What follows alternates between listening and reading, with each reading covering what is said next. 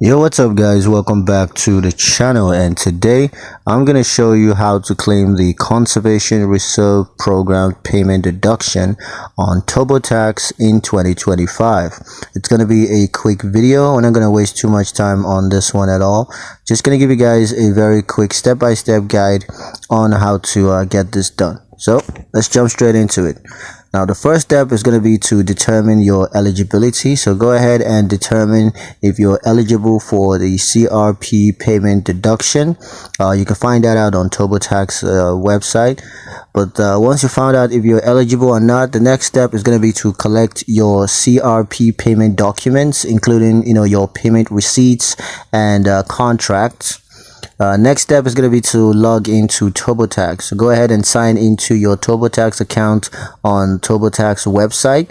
Once you sign into your account, you're just going to select the tax year that you want to claim the deductions for. Next, you're going to choose deductions and then select conservation reserve program payments as your deduction type.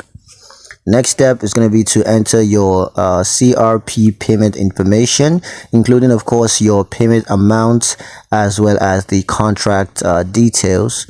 And once that's done, you can go ahead and claim the deduction based on your eligibility and CRP payment information.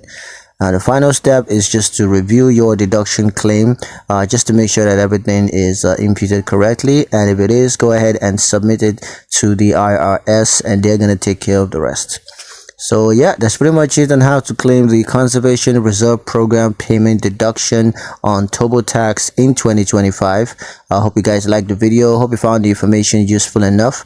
If you did, like the video, comment down below, let me know what you thought. Share the video with your friends and subscribe to the channel if you haven't done so already. And I will see you guys in the next one.